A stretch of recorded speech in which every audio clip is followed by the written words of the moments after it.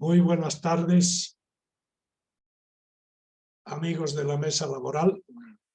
Saludo en primer lugar a nuestros miembros de la mesa que nos acompañan hoy día en este programa, Cristian Améztegui y Gonzalo Rodríguez. También a nuestros invitados especiales, David Villarreal y María Rosa Sevilla. A los amigos que nos siguen por varios sitios de Facebook Live también un saludo cordial. A los que nos siguen en vivo, les sugiero que manden sus preguntas y comentarios por el chat de Facebook o si no, sus preguntas por el WhatsApp. En ambos casos, antes de las 18:30, a fin de que podamos todavía procesarlas y responder a sus inquietudes. El programa de hoy aborda un tema que forma parte indirecta de las relaciones laborales, pero es de gran importancia para la prestación de los servicios de los entes gestores de salud supervisados por la Autoridad de Supervisión de la Seguridad Social de Corto Plazo, ASUS, según el reglamento aprobado en 2018. Es un tema que le vamos a dar una dinámica para que entiendan ustedes el motivo por el cual lo estamos abordando en nuestro diálogo de los domingos. Para la presentación inicial y el establecimiento de los parámetros sobre los cuales nos vamos a mover, le pido a Cristian unas palabras de entrar a las deliberaciones y sobre todo tocar el tema de las cuestiones que se presentan con el inicio de actividades de una organización empleadora y el plazo que tarda en emitir la fecha de emisión de la licencia municipal de funcionamiento. Adelante, Cristian. Muchas gracias, muy buenas tardes a todos. Tenemos el nuevo reglamento bajo resolución administrativa 38. Como bien conoce nuestro colega, quien está presente, David Villarreal, conseguirla ha sido todo un martirio porque la autoridad administrativa no la publicó completa. Querían que se compre un periódico de publicación nacional específico del gobierno para poder acceder a ella. Pero bien, finalmente la tenemos. Trae pequeños problemas en general, yo creo que vamos a coincidir todos, en sentido que hemos retrocedido porque la norma previa, la 065 del año 2019, estaba un poquito más encuadrada al funcionamiento natural. Esta otra del año 2022 trae bastantes problemas. Solamente voy a poner titulares y desarrollar uno de ellos.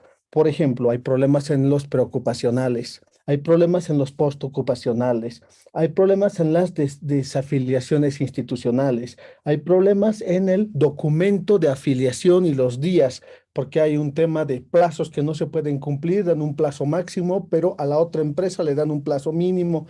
Entonces, uno de esos problemas es la licencia de funcionamiento. Solo aplicable según el reglamento para empresas unipersonales, sociedades comerciales, ONGs y cooperativas. Utiliza el reglamento la denominación licencia de funcionamiento del área a la que pertenezca el empleador. Pero recordemos que gran parte del país se mueve en comercio y el comercio no necesariamente necesita una licencia de funcionamiento excepto la licencia municipal. Voy a poner un ejemplo pequeño. Pone alguien una ferretería con 3 dependientes. ¿Y cómo voy a hacer mi afiliación si alguna caja complicada le dice traiga su licencia de funcionamiento del área? ¿Qué sería? ¿Quién te la da? Claro, tal vez el legislador, el que ha hecho el reglamento, estaba pensando que algunas de estas organizaciones empleadoras sí necesitan una licencia del área. Pensemos en por ejemplo, un banco que necesita funcionamiento de la ASFI, una ONG que necesita licencia de funcionamiento del BIPFE, pero el resto ya hay un problema. Y algunas entidades aseguradoras del sistema de seguridad social de corto plazo son súper exquisitas, y no porque quieran hacer las cosas bien, porque por experiencia les digo que quieren poner obstáculos porque ellos están viendo si les conviene o no a la empresa. porque ellos quieren que el salario promedio sea, por decir, de $500 promedio y que no sea menos de 20 trabajadores. Y te ponen obstáculos para que no lo consigas. Bien, ahora, una organización cualquiera se está organizando, sacará su número tributario, pero no tiene ningún dependiente. Pero resulta que el requisito es la licencia de funcionamiento. Y resulta que saca al final la licencia cuando realmente quiere operar y funcionar. Y primero, ¿y qué pasaría si hay una desarticulación donde más bien para funcionar saca primero su licencia de funcionamiento y no tiene ni un trabajador porque ni siquiera tiene todavía funcionamiento al público? Primer problema. Segundo, acabo de decir, no hay trabajadores. Entonces ellos probablemente están apuntando a que, ok, no hay trabajadores, pero el representante legal por lo menos que aporte. Pero, como enseguida se va a ver, ellos te dicen, pero para afiliar a ese trabajador, tráigame un contrato. Y tú le dices, pero yo no tengo contrato todavía porque no estamos operando y en este país los contratos verbales son permitidos en todos los tipos. Decreto Ley 16.187, artículo 1. Se presume el contrato verbal y se permite todo medio probatorio. Bien, y finalmente, ¿qué pasaría? Voy a poner un ejemplo bien concreto. Las ONGs, fundaciones y asociaciones sin fines de lucro lo que hacen es empezar a funcionar y el BIPFE lo tienen demorado, porque el BIPFE a veces se tarda 6, 7, 8 meses. Entonces, como no tengo esa licencia, van a estar mis trabajadores 6, 7, 8 meses sin seguro. Entonces, dejo ahí este tópico Ok, para avanzar con los siguientes. ok, gracias. Gonzalo, a ver si empezamos contigo ya la parte de algunos detalles. ¿Por qué es necesario un documento escrito justificando la relación laboral para la afiliación? Bueno, empecemos por señalar que hay un marco normativo de referencia y obligatorio cumplimiento: la Constitución, la Ley General del Trabajo, su decreto reglamentario, el Código de Seguridad Social y el reglamento de ese Código de Seguridad Social. Bueno, estos dos cuerpos legales, la Ley General del Trabajo y el Código de Seguridad Social, tienen varios decretos que complementan, modifican, en fin, pero se trata de dos cuerpos legales específicos. En todos ellos, lo que se entiende debiera existir es una afiliación expedita, es decir, fácil, rápida, y en consecuencia no puede ser contraria a los mandatos de, por ejemplo, la Ley General del Trabajo. Para la Ley General del Trabajo, un contrato es válido siendo escrito o siendo verbal. En consecuencia, no se justifica que tengan que obligar a presentar necesariamente un contrato escrito. No conozco una norma que haya modificado este precepto de la Ley General del Trabajo. En consecuencia, cualquier obligación, entre comillas, que estén intentando imponer no estaría acorde con la Ley General del Trabajo, y aquí se aplicaría un mandato constitucional que está en el artículo 14. Nadie puede ser obligado a hacer lo que la Constitución y la ley no mandan. Entonces, en consecuencia, si están cometiendo algún exceso, una especie de abuso de autoridad, o están pretendiendo enervar un mandato con categoría de ley, de la Ley General del Trabajo me refiero, con alguna resolución administrativa simple, lógicamente están yendo contra lo que sería la prelación jurídica que establece la Constitución Política del Estado. Ok, gracias. Doctora Rosa, a ver, sobre el tema también. Doctora Rosa. ¿No? Ya. La verdad es de que lamentablemente estas instituciones no cuentan con personal especializado en la área, tanto diríamos, laboral, sino dentro del área de seguridad social. Entonces, el problema es que hay ciertos principios. Por ejemplo, nosotros tenemos el principio de la oportunidad, ¿no? Y tenemos que hacer una serie de caminos, los requisitos que a veces pasan de 10 o 12 para poder afiliar. Hay formularios y en fin, todo ello que complican la situación. Entonces, me parece que ya es tiempo que nosotros rechacemos esa clase de reglamentos y vayamos a las cosas mucho más concretas, mucho más expeditas. Todas estas situaciones tienen pues que tener un tiempo, diríamos, tienen que ser rápidos los procedimientos y no tienen que poner mucho más requisitos. Ahora el problema de la licencia de funcionamiento, por Dios, ¿qué les pasa? O sea que todos esos reglamentos, todas esas cosas, me parece que es tiempo que nosotros, diríamos, especialmente la parte empresarial, que es la que más tiene problemas con esto de las afiliaciones, desafiliaciones, todo ello, tendremos que impugnar esta y pedir pues su inconstitucionalidad, porque como antes han sostenido, vulnera varios principios, especialmente dentro de mi campo, que es la oportunidad, porque no voy a estar esperando que la empresa esté funcionando, tenga su licencia de funcionamiento, y yo ya esté como trabajador y tengo un problema, tengo un accidente de trabajo, qué sé yo, ¿qué va a pasar con todo ello, no? Esa es una situación que no se están ubicando en el tiempo, no están objetivizando la situación.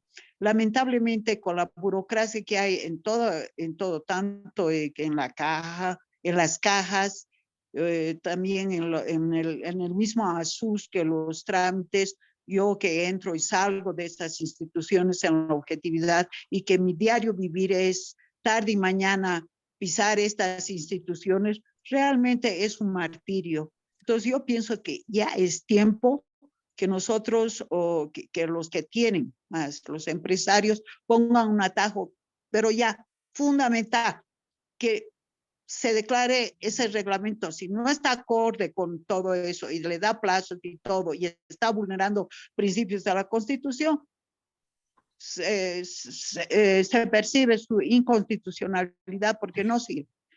Y tiene que haber más consenso en ese aspecto. Esa es mi opinión. Muy bien, muchas gracias, doctora. Pasemos al siguiente problema que se ha identificado, que es el del examen preocupacional como un requisito, y también el examen post-ocupacional como un requisito para la baja. David, por favor, un comentario sobre estos dos requisitos al comienzo y al final de un examen para la afiliación. Bien, primero, buenas tardes y agradecerles por la invitación. Solamente un previo, aclararles que el tema de la licencia de funcionamiento se refiere específicamente a lo que es el padrón municipal que cada empresa tiene que sacar de la alcaldía correspondiente.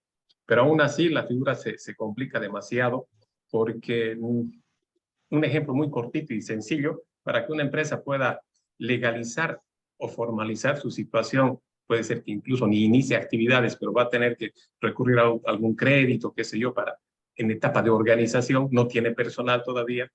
Primero le exigen que se esté inscrito en CEPREC, tipo de comercio, el NIT, el Ministerio de Trabajo, mediante el ROE, el tema de la licencia de funcionamiento, que es la alcaldía. Entonces, la norma dice que tienen que empezar la actividad económica, se la computa desde la fecha de que se ha emitido la licencia de funcionamiento. Entonces, ¿cómo pueden hacer eso si ni siquiera hay personal? O sea, eso un poquito para redondear. Ya respecto al tema de la pregunta, hay una situación muy complicada y que no sé si es que la misma ASUS, dentro de la normativa que ve, no mira un poco más allá. Hay una incongruencia total, donde, un ejemplo, una persona deja de trabajar, hipotéticamente en el caso, el 31 de julio, y el 1 de agosto ya se está yendo a trabajar a otra empresa, ¿sí? Cambia de empleador.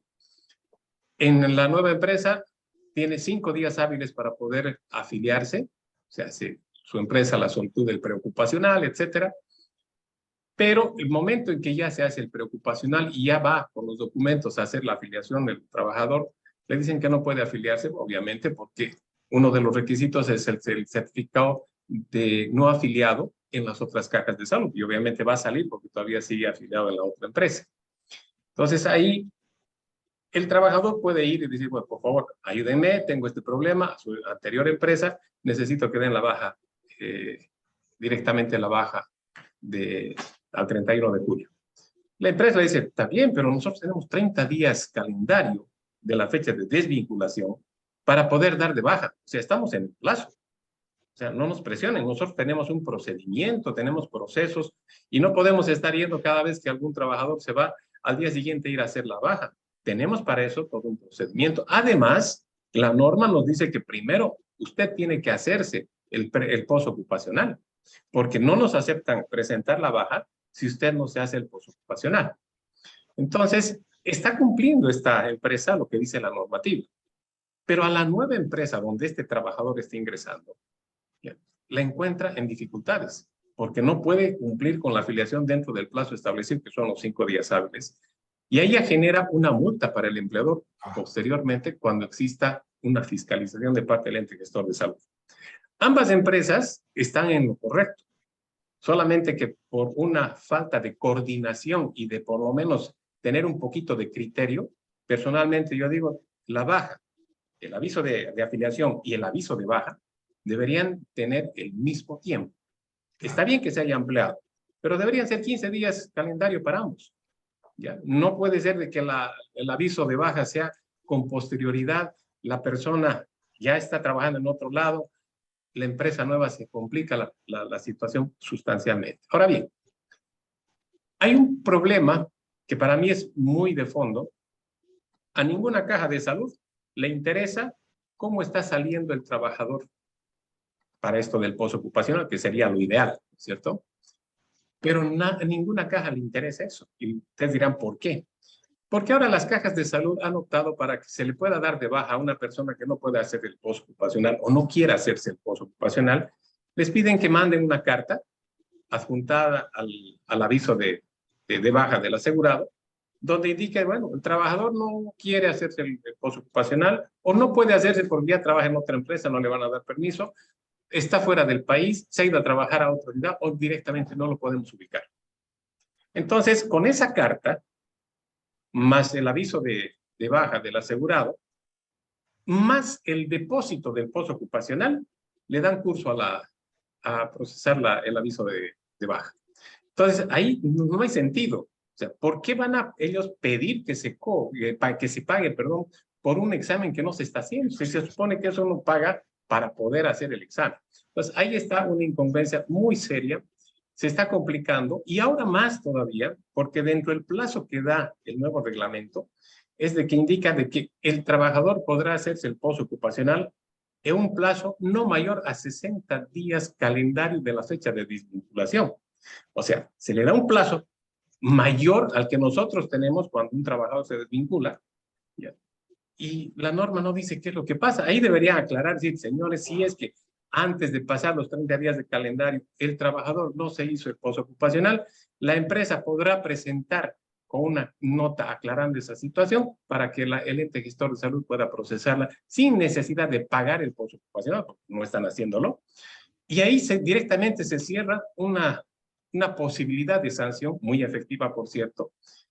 Y acá están dejando en una indefensión total a los empleadores, porque ahora todo es multa. Este nuevo reglamento tiene muchísimos vacíos, okay, que lastimosamente va a caer sobre las espaldas de los empleadores. Seguro, seguro. Cristian, comentario. A ver, hago un pequeño respecto al tema de la licencia de funcionamiento por la frase del área al que pertenece. Porque, por ejemplo, cuando hemos intentado hacer una desafiliación institucional por cierre y liquidación de la organización empleadora, lo primero que han dicho es, tráigame ahora su baja de la licencia de funcionamiento, que en ese caso concreto era el BIPFE. Entonces se ratifica la duda de a qué se están refiriendo por las interpretaciones. Gracias, Cristian. Doctora Rosa, sobre el tema de los exámenes pre y post ocupacional, una opinión suya. Bueno, el aspecto sobre el examen preocupacional, pues sabemos que es 100% que es esencial, ¿no? ¿Por qué? Porque ahí nos demuestra con qué con qué enfermedades está entrando el trabajador al nuevo trabajo, ¿no es verdad?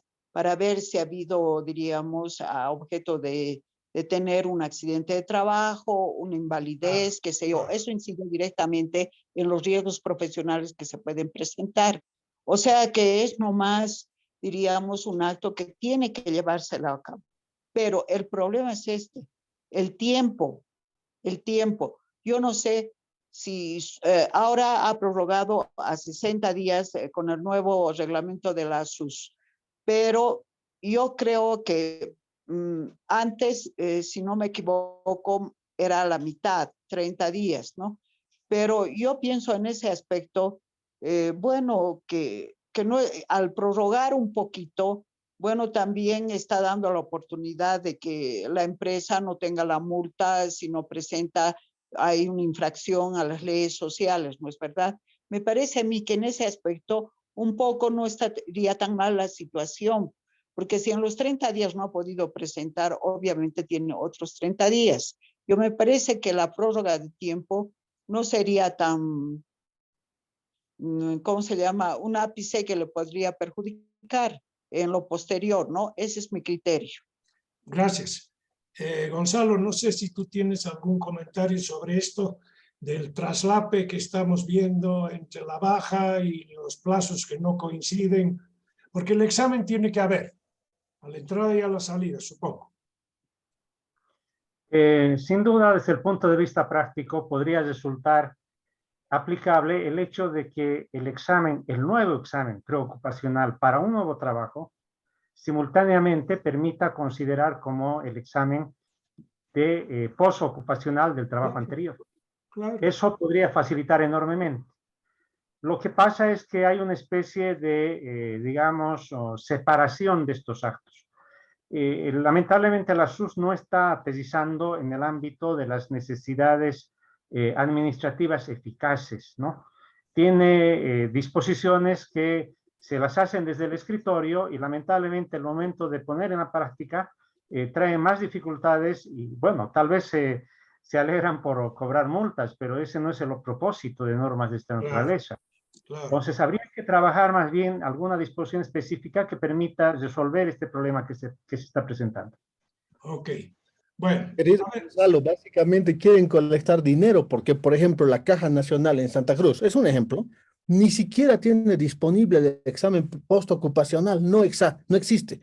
Pero para darte el trámite por cerrado y presentar tu baja, tienes que pagar y mandar la carta. Ellos quieren el dinero. Está claro. Vamos a pasar al siguiente tema, que es la problemática de la afiliación de los padres del trabajador titular. David.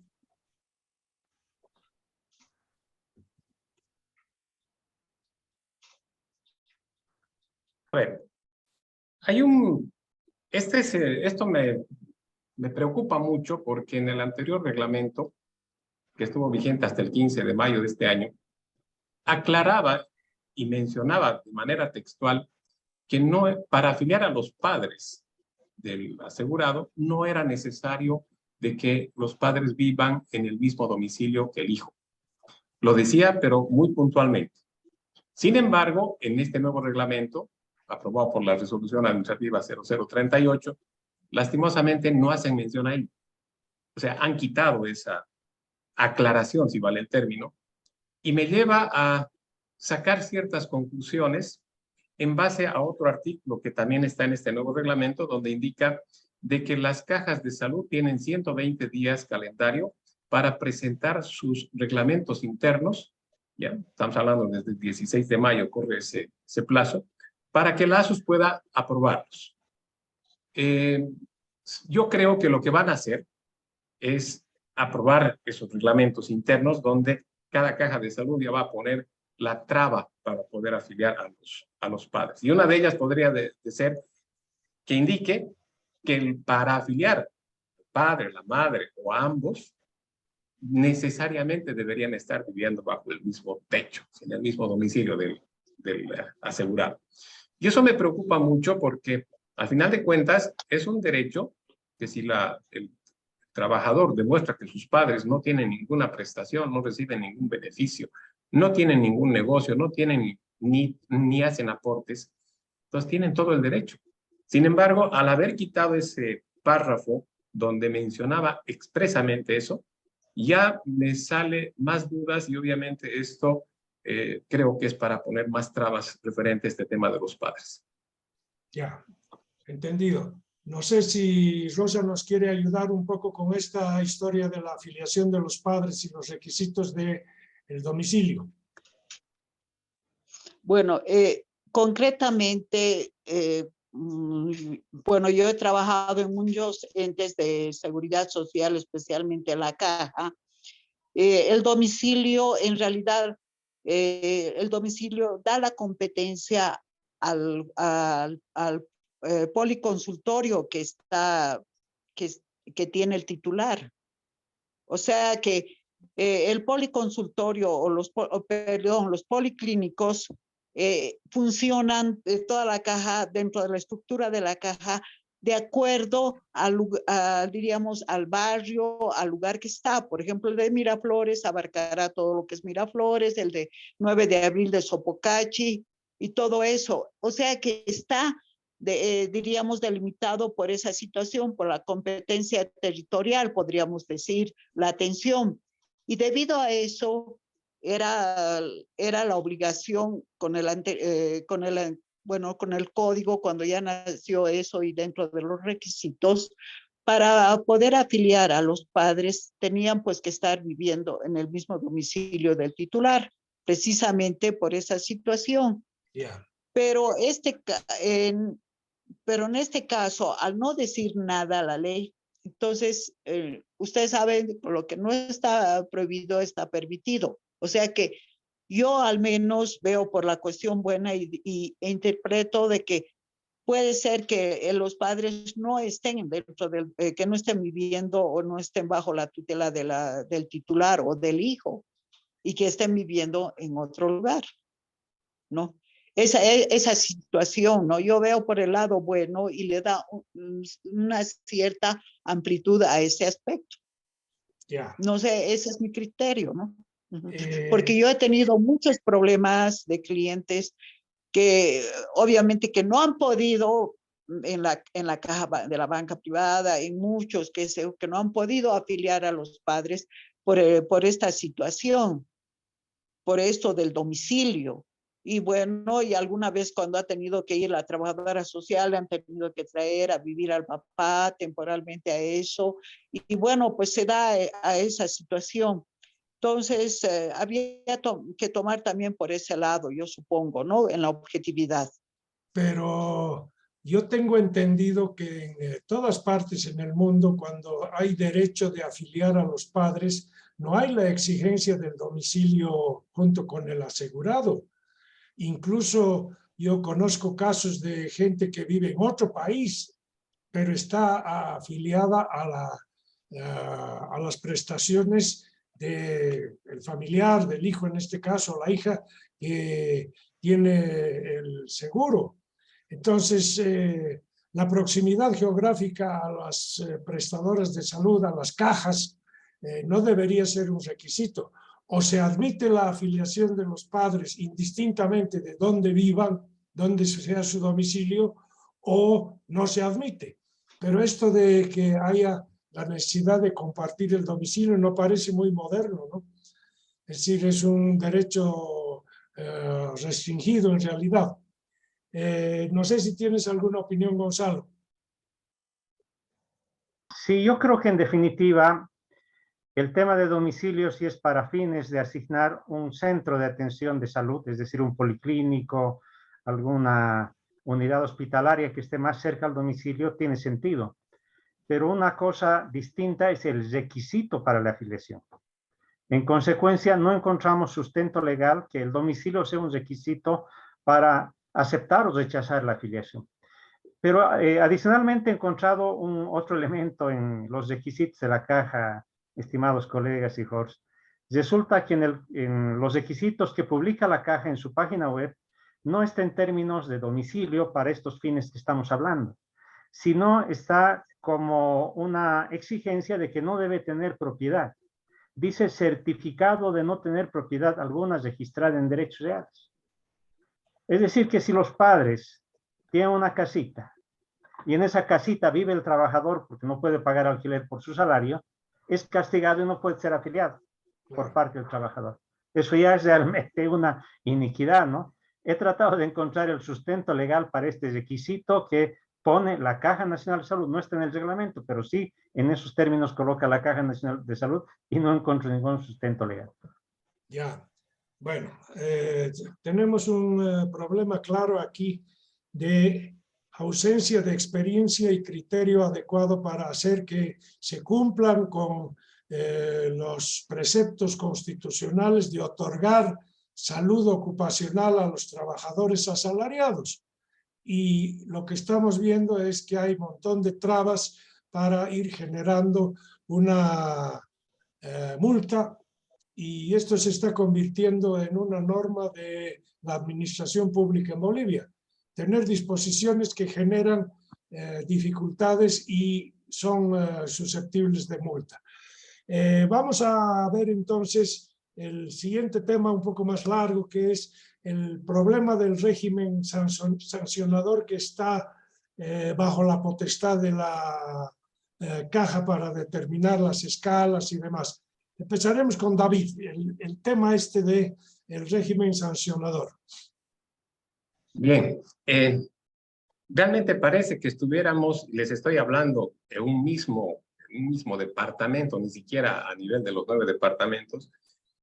Las cajas de salud manejan a criterio arbitrario para mí el tema de las sanciones.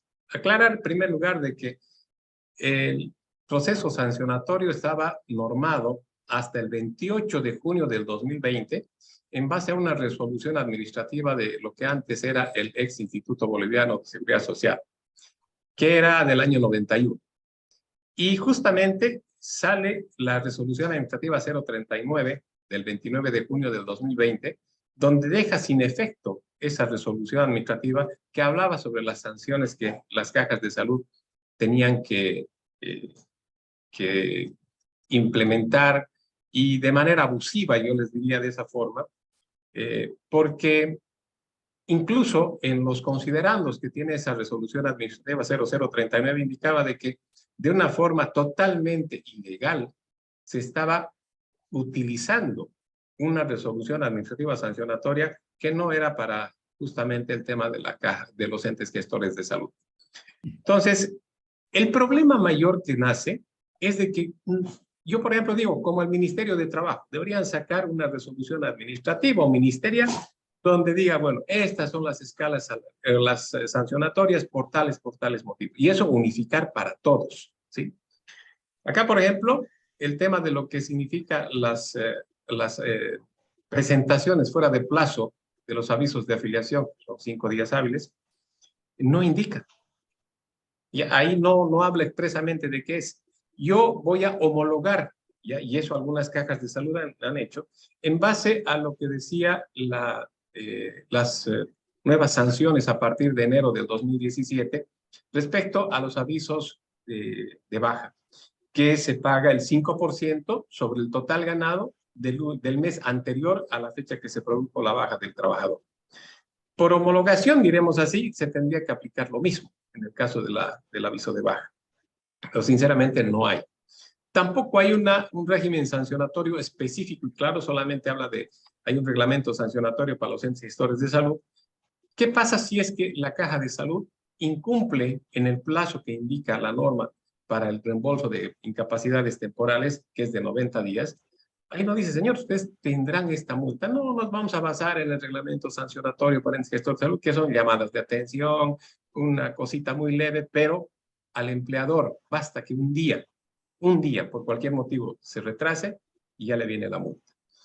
En lo único que han sido claros y que me ha parecido realmente un alivio para las empresas, ha sido que han cambiado el el porcentaje sancionatorio por la presentación fuera de plazo del aviso de novedades. Que antes era realmente monstruosa la multa era el equivalente al 10% del total de la planilla. Wow. ¿Ya? Entonces, imagínense una empresa que tiene sucursales en 3 departamentos y tiene qué sé yo, 400 empleados. Sumaban el total de la planilla y le cobraban el 10%. Ahora eso se ha reducido al 1%. Bueno, por lo menos, o sea, yo creo que es un poco más aceptable, diremos así. Pero no hay nada más, o sea, solo hay para dos sanciones se ha escrito puntualmente. El tema de los avisos de baja, que pasados los 30 días calendarios de la desvinculación laboral, ya se cobra la multa, y el tema del aviso de novedades que está vigente del 16 de mayo, y cabe aclarar de que no es retroactivo, porque con Cristian justamente veíamos el tema de la caja petrolera, es la que no quiere hacer caso, pareciera que ellos tienen su propio fondo, ¿no es cierto? Y ellos estaban queriendo aplicar en forma retroactiva, una vez que salga esa nueva sanción por la presentación fuera de plazo y el aviso de novedades, pero claramente indica de que esa sanción no es retroactiva y es a partir de la fecha de publicación de este nuevo reglamento. Lastimosamente estamos en un vacío muy complicado y, reitero, me preocupa mucho de que la ASUS les haya dado 120 días calendario a las cajas de salud para que presenten sus reglamentos internos y no sea, digamos, de asombro nuestro de que tengamos dentro de ese reglamento interno las sanciones que pudieran cobrar cada una de las cajas de salud. Doctora Rosa, a ver, veremos su opinión también sobre este problema de la arbitrariedad en el régimen sancionador. Bueno, bueno, para empezar, ¿no? Las raíces de todos los aspectos sancionadores, obviamente que está en el Código del Reglamento de Seguridad Social, en el 592, 593, ¿no? Que habla así en términos generales de las multas, incluso llega hasta a premio. Pero después ya hay diferentes resoluciones que han salido respecto a esta situación. Entonces, yo creo que para evitar arbitrariedades con esta situación, y tengo aquí una pregunta, siempre nosotros no estamos equilibrando las cosas. Y la verdad es que yo pregunto que si ellos han llamado a los empresarios para un poquito, diríamos, consensuar esta situación, porque también uno tiene que haber equilibrio entre los entes, diríamos, entre las empresas, los entes aseguradores y los asegurados. O sea, tiene que haber ese consenso. No sé si se ha llegado a establecer ese equilibrio para no cometer precisamente las arbitrariedades o las cosas que quieren, diríamos, imponer. Pero como decía aquí con el señor que me ha antecedido en la palabra, el problema es ¿no? De que más bien no era el 10%, sino ahora ya es el 1%. Con eso ya un poco me parece que han aliviado esta situación. Pero la clave es siempre tener ese equilibrio. O sea, y para tener un equilibrio y para tener una ley bien consensuada, tiene uno más pues que llevar un poquito a la empresa privada, a los empleadores y también ver la otra parte de los asegurados, ¿no? Obviamente, tiene que haber eso. Y esa situación parece que la ASUS no ha captado y no ha hecho esa labor, simplemente ha lanzado y lamentablemente todo el personal que ahí está adentro, raro es el que tiene la especialidad dentro de mi campo en seguridad social. Entonces están con esos problemas y no están viendo la objetividad de las cosas. Por eso está sucediendo esta clase de problemas y esta arbitrariedad que se puede hacer. Me parece a mí, cuando cada ente no sé, ahora están percibiendo la unidad bajo el principio de la unidad, o sea, juntar todas las cajas a la Caja Nacional de Salud, simplemente es el proyecto y va a existir solamente 2 cajas, nada más, ¿no? La petrolera y la otra.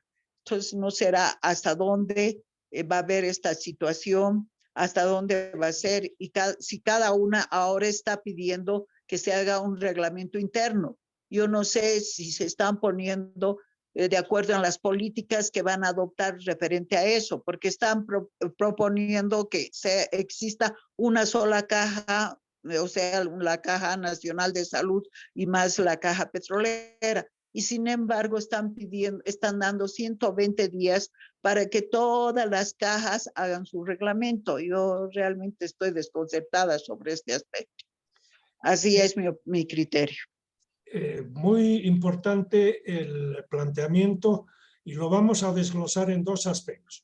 Yo creo que como principio la mesa laboral siempre ha propugnado que las disposiciones y las normas y la administración de las normas debe llevarse sobre una base dialogada a nivel de la participación de los actores concernidos y particularmente empleadores, trabajadores y gobierno.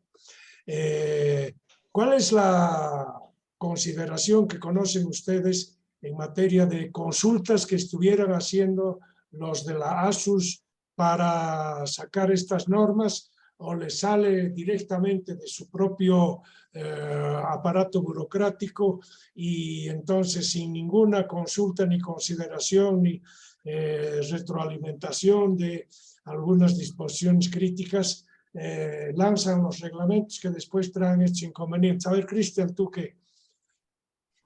A ver, mi parecer, porque nosotros estamos vinculados a muchísimos empleadores de todo tamaño y ninguno nos escuchó de ninguno respecto de quién haya habido una consulta o tal vez mediante sus cámaras, sus asociaciones, etcétera.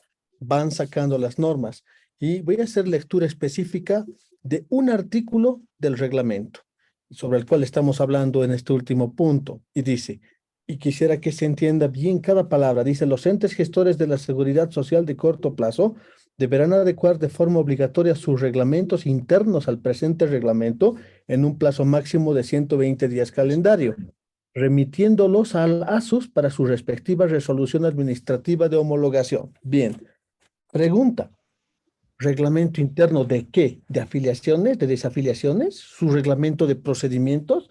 ¿Su procedimiento de prestaciones? ¿Cuál? Porque deben tener, son entidades grandes la mayoría de estas cajas, muchos reglamentos. El interno respecto a qué tema.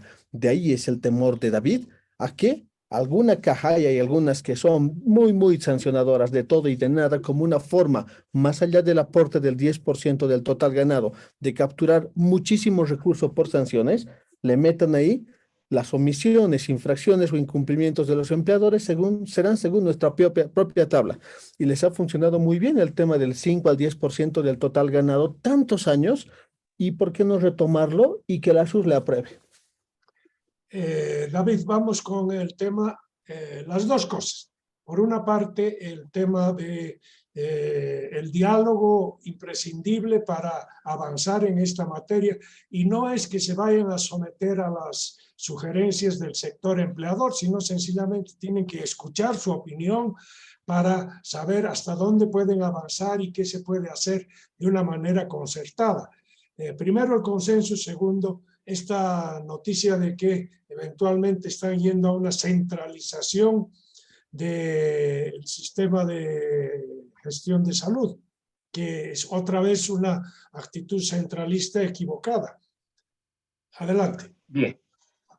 Respecto a eso, lastimosamente no ha habido ninguna, por lo menos, solicitud de parte del ASUS para que el sector empresarial, ya sea representativo a través de sus cámaras o colegios de profesionales, etcétera, haya podido por lo menos tener acceso inicial a este reglamento antes de que se apruebe, para poder ver justamente, decir, miren señores, hay estas incongruencias, entonces, ¿cómo vamos a proceder? Solucionemos primero estas incongruencias que ustedes mismos están sacando en el nuevo reglamento, para que no hayan problemas y no nos estemos enfrascando en un ir y volver de cartas, porque la norma esta última indica de que cuando haya un vacío legal o no haya una interpretación correcta, se tenga que recurrir a ellos.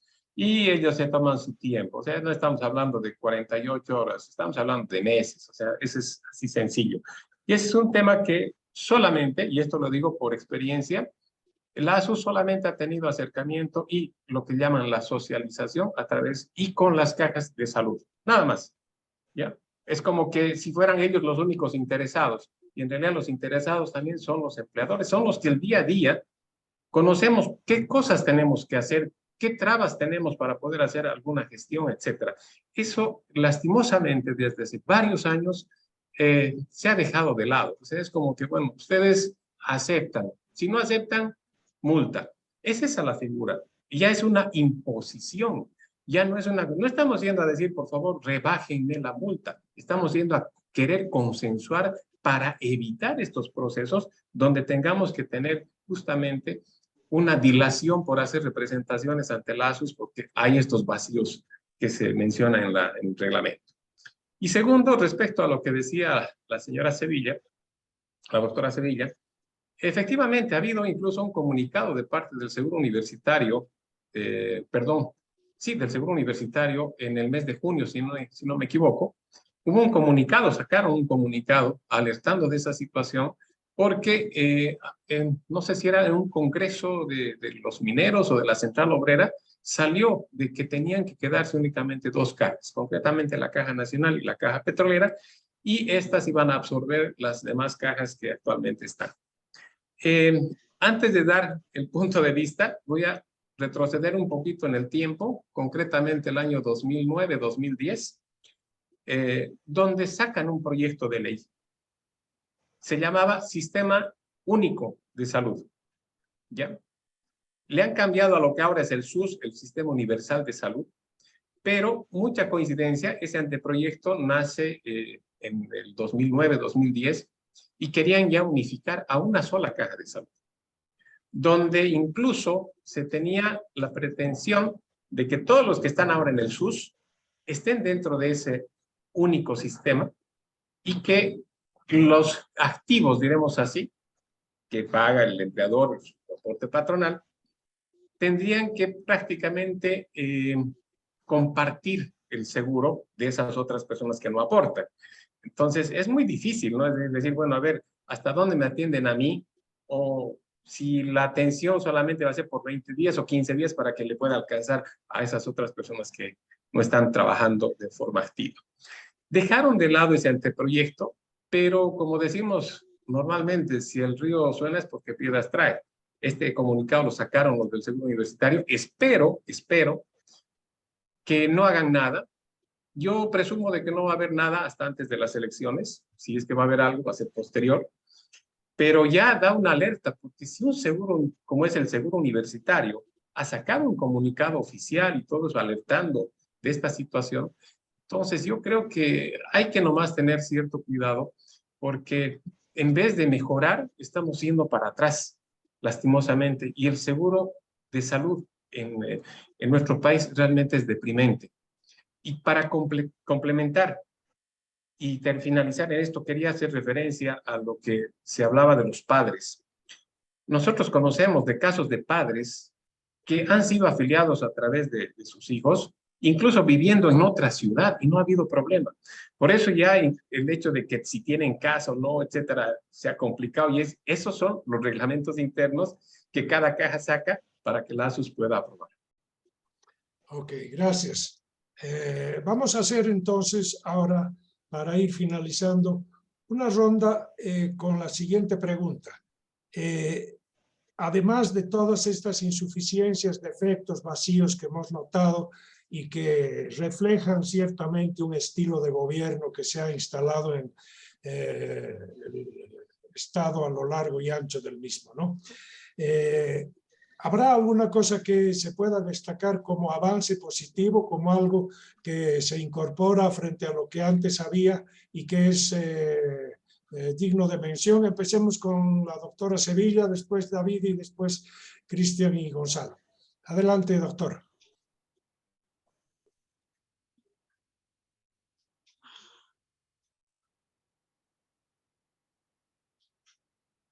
Sí. Mil disculpas. Yo no le veo los reglamentos realmente que saca la SUS. Uno, no les veo mucho adelanto. ¿Por qué? Porque no ha tenido esa situación de un personal que esté 100% especializado en la materia, o sea, que sean segurólogos, que puedan incidir en este problema más profundo. Yo he escuchado las quejas de todas las cajas de que a veces hay unas fallas, los llaman simplemente cuando ya está todo ya terminado, y alguna vez ni siquiera ellos pueden dar su opinión, o alguna vez si han dado su criterio, no ha sido puesta esta situación.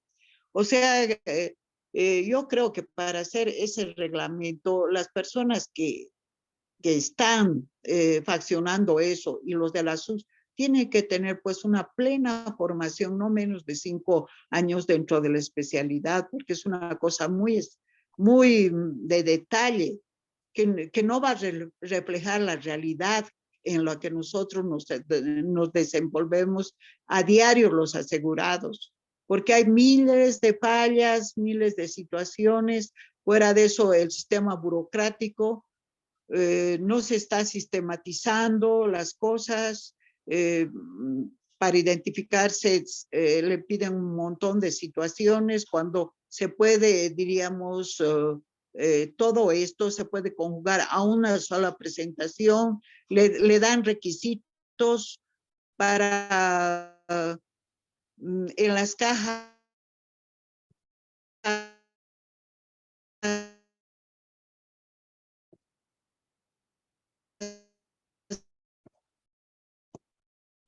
se congeló. Bueno, vamos entonces con David. Misma pregunta. ¿Habrá alguna cosa positiva a destacar en este nuevo reglamento?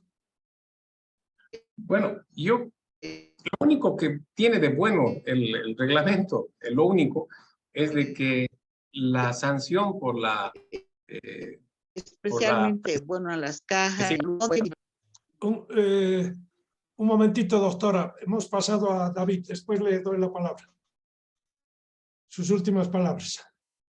David, adelante. Lo único es de que han bajado el porcentaje de la multa por la presentación a destiempo o fuera de plazo del aviso de novedades. Porque lastimosamente el resto, más que luces, son sombras. Y lo único que están haciendo, si ustedes leen en el contexto total el reglamento, es de que todo se va a tener que solucionar. ¿Hay alguna duda? La ASUS.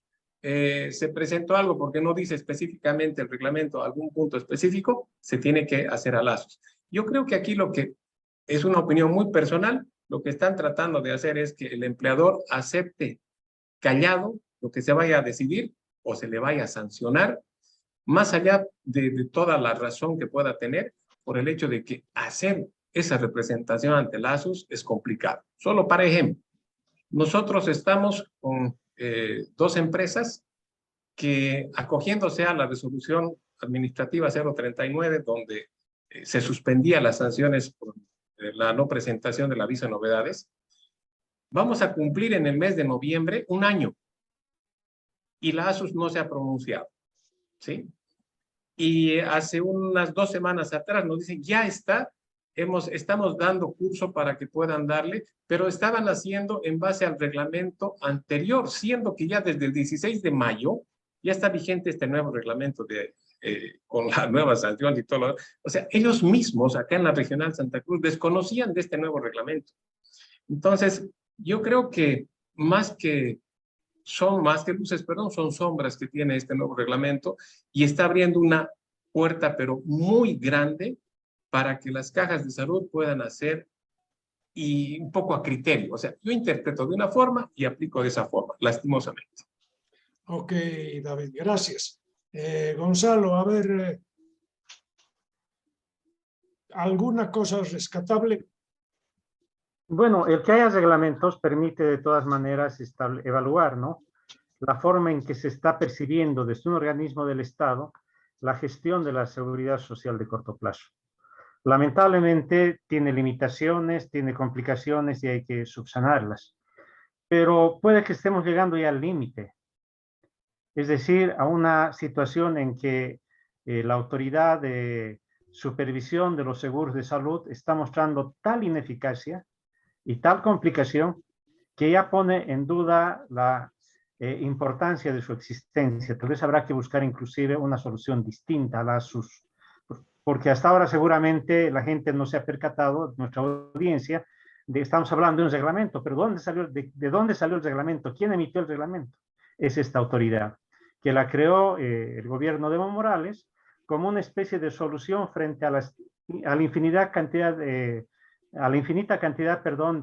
quejas de la población asegurada sobre la calidad de servicios.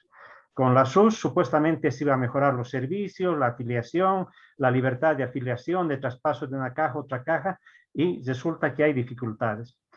Tal vez la parte más ilustrativa de esta gestión ya dudosa de la SUS, y les voy a poner digamos, la cereza de la torta, espero que así lo tomen. Resulta que en diciembre del año pasado la SUS ha aprobado un reglamento para fiscalizar la entrega de asignaciones familiares, es decir, los subsidios de lactancia, de prenatalidad.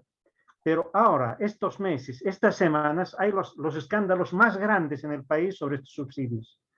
Y la SUS no dice nada. Es como si no existiera, no es un momentito.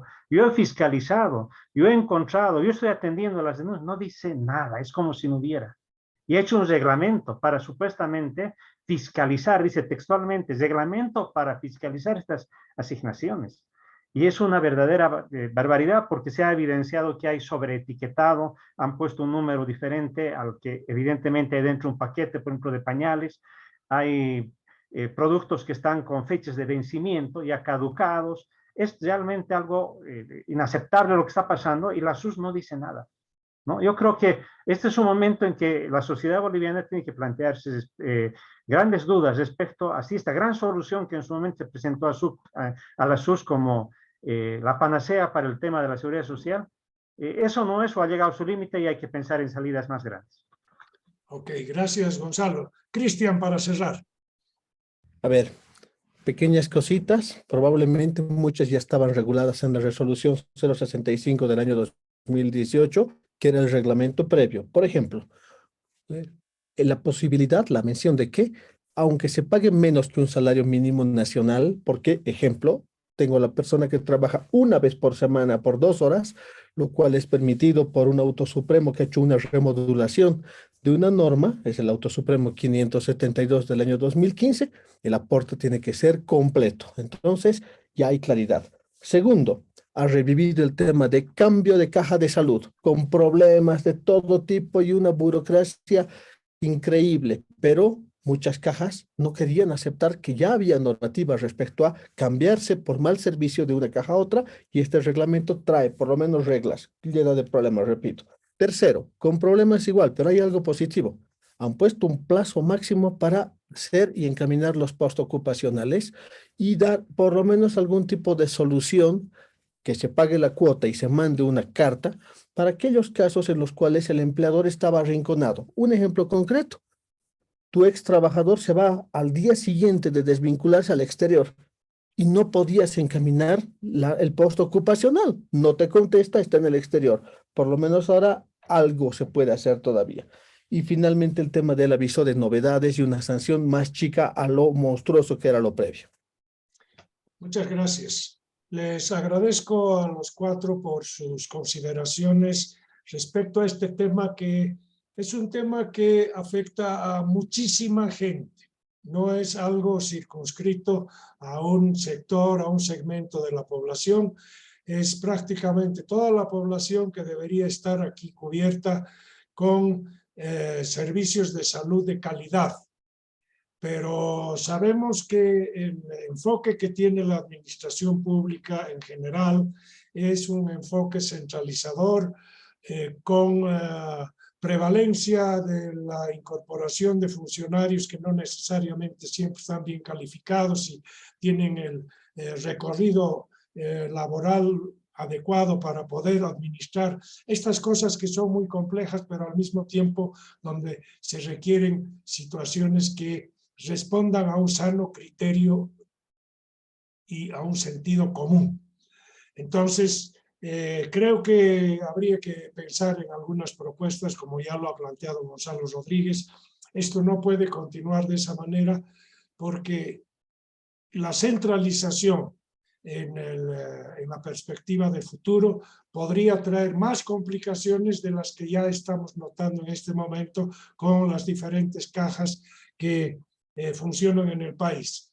Ninguna de ellas, salvo en algunos casos excepcionales, tiene una comparabilidad con los servicios de salud en otros países. Y por lo tanto, creo que Bolivia tiene que mirar también fuera de sus fronteras para decir, tomemos como ejemplo países en los cuales el sistema de salud funciona razonablemente bien, es equitativo y de cobertura general.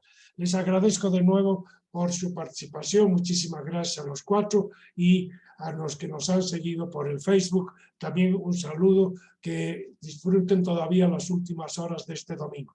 Hasta luego y hasta la próxima. Adiós. Gracias.